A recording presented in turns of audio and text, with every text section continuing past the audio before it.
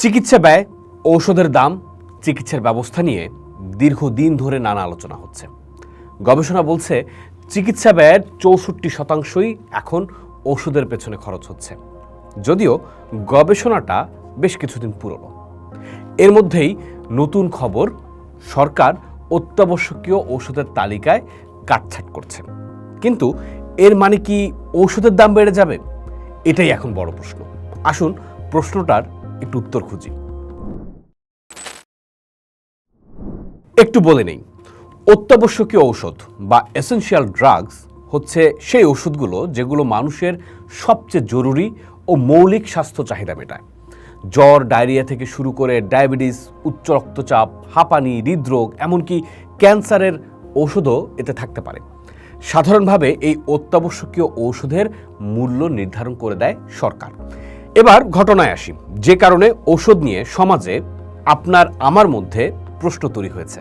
ঔষধের দাম কি বেড়ে যাচ্ছে? 2026 সালের জানুয়ারিতে তৎকালীন অন্তর্বর্তী সরকার অত্যাবশ্যকীয় ঔষধের তালিকা হালনাগাদ করে, যেখানে অত্যাবশ্যকীয় ঔষধের সংখ্যা ছিল 295টি। তবে সম্প্রতি অন্তর্বর্তী সরকারের করা সেই তালিকা এবং ঔষধের মূল্য নির্ধারণ পদ্ধতি বাতিলের প্রস্তাব অনুমোদন করেছে প্রধানমন্ত্রী তারেক রহমানের নেতৃত্বাধীন মন্ত্রিসভা। কারণ হিসেবে বলা হয়েছে, জাতীয় ঔষধ উপদেষ্টা পরিষদের পরামর্শ ছাড়াই প্রণয়ন করা হয়েছিল সেই তালিকা। ফলে ঔষধ ও কসমেটিক্স আইন 2023-এর ধারা 13 অনুযায়ী তা বাতিল করা হয়েছে। যে আইনে বলা আছে জাতীয় ঔষধ উপদেষ্টা পরিষদ অত্যাবশ্যকীয় ঔষধের তালিকা প্রণয়ন করবে, আর 30 ধারায় বলা আছে সরকার গ্যাজেটে প্রজ্ঞাপন জারির মাধ্যমে তালিকাভুক্ত এবং আমদানিকৃত ঔষধের সর্বোচ্চ খুচরা মূল্য নির্ধারণ করতে পারবে। আইনে এও বলা আছে ঔষধ উৎপাদনে ব্যবহার্য যে কোনো দেশীয় ঔষধের কাঁচামালের সর্বোচ্চ মূল্য নির্ধারণ করবে সরকার। কেন বাংলাদেশে এমন আইন তা জানবো, তবে তার আগে একটু জানতে চাই ভারত ও আমেরিকায় আইনটা আসলে কেমন। ভারতের অত্যাবশ্যকীয় ঔষধের তালিকায় আছে 384টি ঔষধ, যার অধীনে আছে কয়েক হাজার ঔষধের ফর্মুলেশন। এই ঔষধগুলোর তালিকা সরকার নির্ধারণ করে। পাশাপাশি তালিকার বাইরে থাকা ঔষধের ক্ষেত্রেও বলা হয়েছে বছরে 10%-এর বেশি দাম বাড়ানো যাবে না। ভারতের সাথে বাংলাদেশের পার্থক্য হলো, ভারত সরকার বিভিন্ন কোম্পানির কোনো একটি নির্দিষ্ট জেনেরিকের ঔষধের যদি বাজারে 1% বা 1%-এর বেশি শেয়ার থাকে, সেসব কোম্পানির ওই নির্দিষ্ট জেনেরিক ঔষধের গড় দামের সাথে 16% খুচরা লভ্যাংশ যুক্ত করে সর্বোচ্চ মূল্য ঘোষণা করে এবং এই মূল্য বছরে একবার দেশের মূল্যস্ফীতি অনুযায়ী বাড়ে বা কমে। আর বাংলাদেশে ঔষধের দাম ঠিক হয় উৎপাদন খরচ ভিত্তিক মডেলে, অর্থাৎ ঔষধের কাঁচামালের আমদানি খরচ, উৎপাদন ব্যয় এবং একটি নির্দিষ্ট লভ্যাংশ হিসাব করে। অন্যদিকে মার্কিন যুক্তরাষ্ট্র যেহেতু মুক্তবাজার অর্থনীতিতে চলে, ফলে তারা ঔষধের দাম নির্ধারণ করে দেয় না। যদিও সাম্প্রতিক বছরগুলোতে সেখানে সরকারি স্বাস্থ্য কর্মসূচি, বিভিন্ন সরকারি বীমা এবং বিভিন্ন মেডিওয়াকারের অধীনে দাম নিয়ন্ত্রণের বড় আইনি পরিবর্তন এসেছে। বাংলাদেশে কোনো ফার্মাসিউটিক্যাল বেনিফিট স্কিম বা মেডিকেওয়ার না থাকায় সরকারকে ঔষধের মূল্য নির্ধারণ করে দিতে হয়। তা না হলে এটা সাধারণ মানুষের জন্য অ্যাফোর্ডেবল রাখা অত্যন্ত কঠিন। এমন ব্যাখ্যা দিয়েছেন অধ্যাপক ডাক্তার সাইদুর রহমান, যিনি অন্তর্বর্তী সরকারের প্রধান উপদেষ্টার স্বাস্থ্য বিষয়ক বিশেষ সহকারী ছিলেন। কিন্তু সরকার যে অন্তর্বর্তীকালীন সরকারের সময়ে করা তালিকা ও মূল্য নির্ধারণ পদ্ধতি বাতিল করেছে, সেটি বাতিল করায় ওষুধ খাতে এখন কোন নীতিতে চলবে বাংলাদেশ? বিভিন্ন গণমাধ্যম সূত্র বলছে, এর ফলে 1994 সালের অত্যাবশ্যকীয় ঔষধের তালিকা এবং সেসব ওষুধের সরকারি মূল্য নির্ধারণ ব্যবস্থা বহাল থাকবে বলে সরকারের তরফ থেকে জানানো হয়েছে। 1994 সালের অত্যাবশ্যকীয় ওষুধের তালিকায় মোট 117টি ঔষধ অন্তর্ভুক্ত ছিল। আর 2026 সালের শুরুতে তৎকালীন অন্তর্বর্তীকালীন সরকার যে তালিকা করেছিল, সেখানে ছিল 295টি ঔষধ। মাঝখানে 2016 সালেও একটা তালিকা তৈরি করা হয়েছিল, যেখানে ঔষধের সংখ্যা ছিল 285টা। এখন প্রশ্ন হলো, 2026 সালের তালিকা বাতিল হলে 2016 সালের তালিকায় কেন ফেরা হলো না? আইনের মারপ্যাচ থাকলেও 3 দশক আগের তালিকায় ফিরে যাওয়া কতটা যৌক্তিক, যেখানে দেশের চিকিৎসা ব্যয় প্রায় 64% রোগীর পকেট থেকেই বহন করতে হচ্ছে? কেন আমাদের 1994 সালের তালিকায় ফিরে যেতে হলো? কেন 2016 সালের তালিকায় নয়? এই বড় প্রশ্নটার আগে একটু বলে রাখি, 2016 সালের অত্যাবশ্যকীয় ওষুধের তালিকায় যে 285 ওষুধের নাম ছিল সেটা থাকলেও 1994 সালের আদেশের কারণে সরকার ওই মাত্র 117টা ওষুধের দামই নিয়ন্ত্রণ করতে পারত। আবার যত কথা হচ্ছে 2026 সালের তালিকা নিয়ে, সেটাও কিন্তু ছিল কেবলই কাগজে কলমে, কার্যক্রম কিন্তু শুরুই হয়নি। পোস্টকে এমনটাই জানিয়েছেন ঢাকা বিশ্ববিদ্যালয়ের শিক্ষক ও স্বাস্থ্য অর্থনীতিবিদ ডক্টর সৈয়দ আব্দুল হামিদ। এইগুলোর কিন্তু প্রাইস ফর্মুলার মাধ্যমে নির্ধারিত হতো না, শুধু এসেনশিয়াল ড্রাগের একটা লিস্ট বানানো হয়েছিল আর কি। হ্যাঁ, বুঝতে পারছেন? তো যদি প্রাইসের কনটেক্সটে যদি কোনো লিস্টে আসতে হয় তাহলে আসলে ব্যাক করতে হয় সে 94 সালের লিস্টে। তো যেহেতু এখানে প্রাইসটাই মুখ্য, তাহলে সেই ক্ষেত্রে ওই সঙ্গত কারণে 94 সালের লিস্টের ওই 117টা ক্যাটাগরিতে ফিরে যাওয়া মানেই হচ্ছে যে 94 সালের লিস্টে যাওয়া। যে কথাটা বলেছে যে ড্রাগ অ্যাডভাইজারি কাউন্সিলের সাথে কথা বলা হয়নি, সেটা যদি আইনে থেকে থাকে তাহলে তো সেটা একটা গুরুত্বপূর্ণ জিনিস।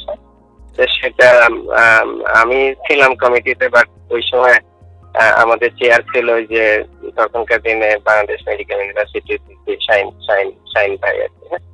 তো এইটা আমরা কোনো কমিটিতে কথা আমরা শুনি নাই যে এরকম একটা এর সাথে অ্যাডভাইজারি কাউন্সিলের সাথে কথা বলতাম, এটা কেউ আসলে আলোচনায় আনি নাই। তো সেই লিস্টটা তো মানে সেই পলিসির কোনো কিছু তো বাস্তবায়ন শুরু হয়নি। হ্যাঁ, জাস্ট ওটাও কাগজে ছিল যে একটা পলিসি করা হয়েছে, আর সেই কাগজের পলিসিটা এখন বাদ গেল।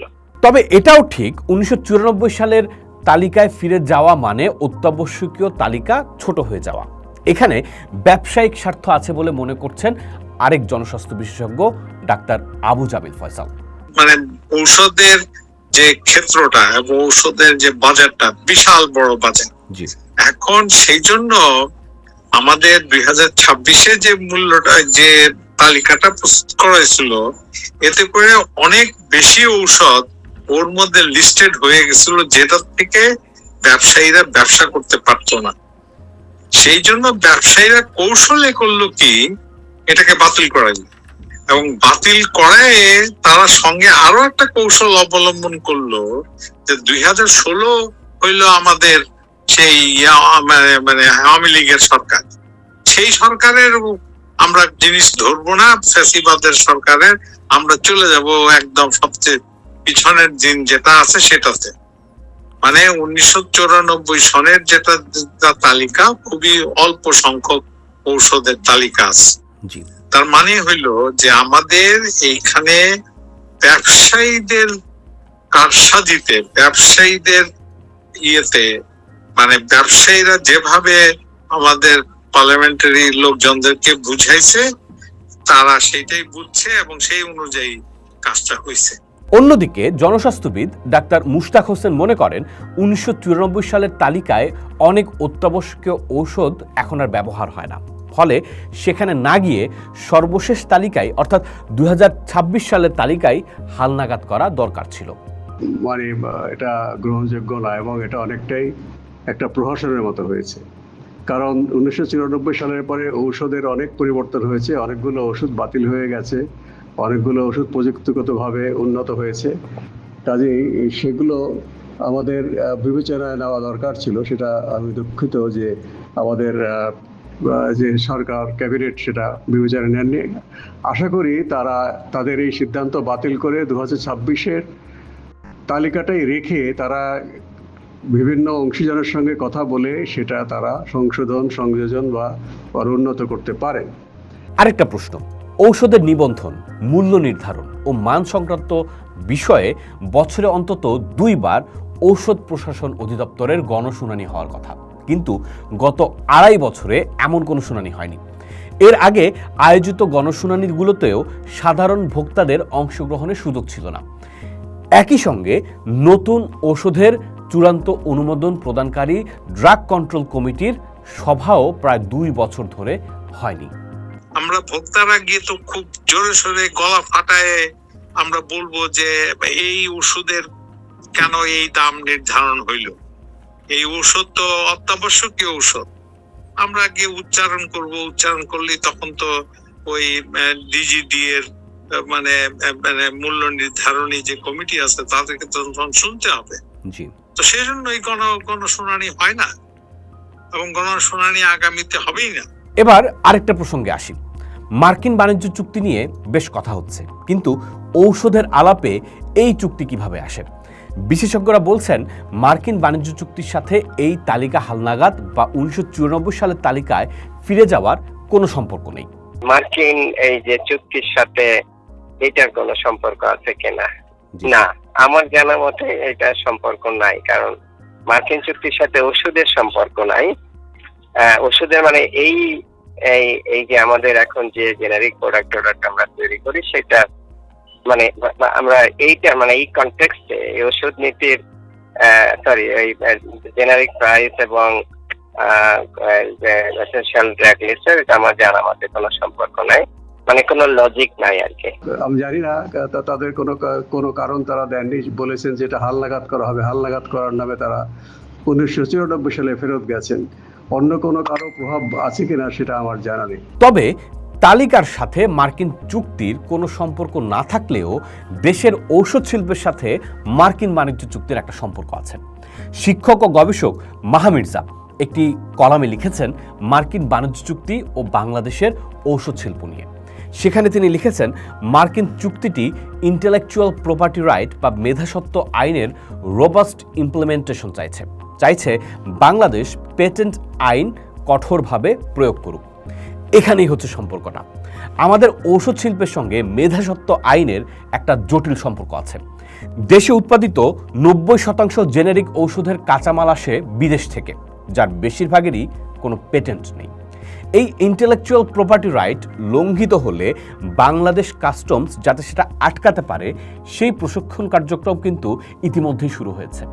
অথচ বাংলাদেশের শত শত ঔষধ কোম্পানির বিকাশই ঘটেছে জেনেরিক ঔষধ উৎপাদন করে মেধাস্বত্ব আইনের ছাড় নিয়ে। অর্থাৎ বাংলাদেশ ঔষধ শিল্পের বিকাশ হয়েছেই এলডিসিভুক্ত দেশ হিসেবে পেটেন্ট আইনের শিথিলতা বা ছাড়ের কারণে। কিন্তু আমেরিকার শর্ত অনুযায়ী কঠোর মেধাস্বত্ব আইন কার্যকর হলে ছোট কোম্পানিগুলোর পক্ষে পেটেন্ট ফি দিয়ে টিকে থাকা সম্ভব হবে না।